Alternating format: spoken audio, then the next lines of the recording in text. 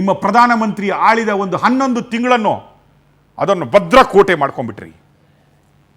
Rapist ಮೊಮ್ಮಗನನ್ನು ಉಳಿಸ್ಲಿಕ್ಕಾಗಿ, kidnap ಮಾಡಿದ ಮಗನನ್ನು ಉಳಿಸ್ಲಿಕ್ಕಾಗಿ ನೀವು ನಿಮ್ಮ ಪದ್ಮನಾಭನಗರ ಮನೆಯನ್ನು ಸೇಫ್ ಪ್ಲೇಸ್ ಮಾಡಿಕೊಟ್ರಿ ಗೌಡ್ರೆ. It is not right. ಇದು ನಿಮಗೆ ಸರಿ ಅನಿಸಿದ್ದೋ ಇಲ್ಲ ಗೊತ್ತಿಲ್ಲ.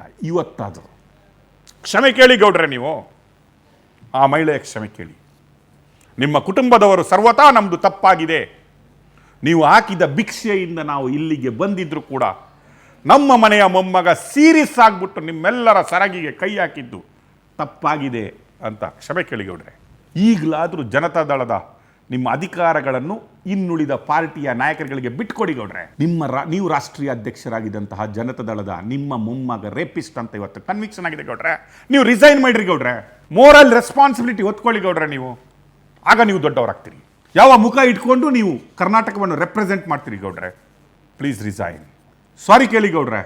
ನಂದೊಂದು ಕೈ ಮುಗಿದು ನಿಮ್ಮ ಹತ್ರ ಬೇಡ್ಕೋತಾ ಇದ್ದೀನಿ ಗೌಡ್ರೆ. ಮಾಜಿ ಪ್ರಧಾನಮಂತ್ರಿಯಾಗಿ, ರಾಷ್ಟ್ರೀಯ ಅಧ್ಯಕ್ಷರು ಜನತಾದಳದವರಾಗಿ, ಇಡೀ ಹಾಸನದ ಮತಭಕ್ಷೆಯಿಂದ ಎಲ್ಲಿದ್ದೋ ಎಲ್ಲಿಗೆ ಬಂದವರಾಗಿ ನೀವು ಇವತ್ತು ಕರ್ನಾಟಕ ರಾಜ್ಯದ, ಭಾರತ ರಾಜ್ಯದ, ದೇಶದ ಮಹಿಳೆಯರೊಟ್ಟಿಗೆ ಆ ಹಾಸನದ ಮಹಿಳೆಯರ ಕ್ಷಮೆ ಕೇಳಿ ಗೌಡ್ರೆ. ಮಾನವೀಯತೆ ಮೆರೆಯುವಿ ಗೌಡ್ರೆ ನೀವು. ಆಗ ನನಗೆ ನಿಮ್ಮದೊಂದು ಸಲ್ಯೂಟ್ ಇರುತ್ತೆ. ಇಲ್ಲ ಅಂದರೆ ನಿಮಗೊಂದು ಧಿಕ್ಕಾರ ನನ್ನ ಕಡೆಯಿಂದ.